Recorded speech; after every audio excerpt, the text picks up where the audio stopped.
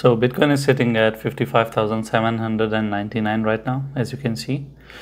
And the overall scenario of Bitcoin, as I had shared in my previous video with you, but if it is not able to break out of $58,000, then it is going to probably go and again test $55,000 as its support, whether the support is still strong or not. So that is the overall case scenario with Bitcoin video with you. If you have watched it, I have mentioned there that it needs to break $58,000. That is the resistance. If it doesn't break it, then it will go back towards $55,000, as that is something that acts as a support.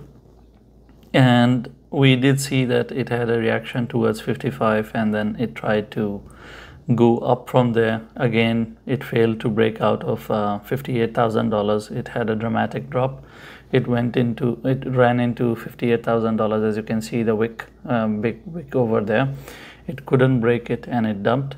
One of the contribution towards this dump is because of the empty COX that is going on.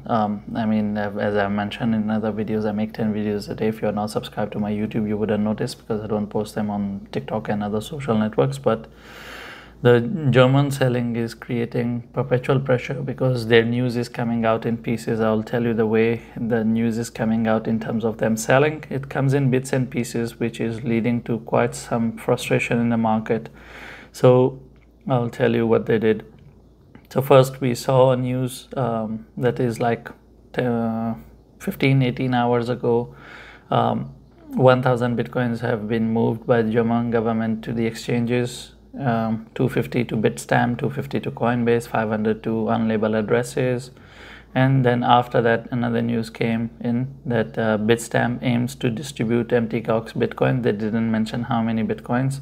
After that, another news came out that now 16,000 Bitcoins, which is almost $1 billion, $880 million, they have been moved to exchanges and market makers, and the German government has transferred them to Kraken, Flow Trader, Coinbase, Bitstamp, Cumberland, and B2C2 group. Which is basically market makers and not exchanges. But the overall thing is that they're still holding $1 billion worth of Bitcoin, which is not a lot. Look, the amounts that they are selling is not a lot because there are a lot of buyers in comparison to the German government selling. It's not that dramatic, but the thing is that it leads to a lot of FUD. And again, as long as people want an excuse for the FUD, it can happen. What it had created here when it couldn't break this $58,000, this is a W structure, and that's why I told you that this is a third important thing.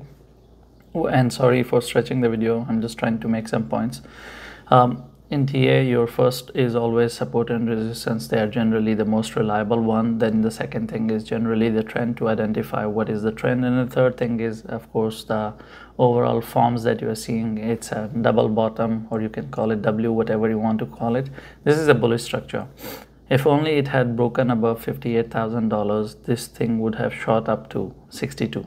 And we would be done with the bottom and we would be totally moving in.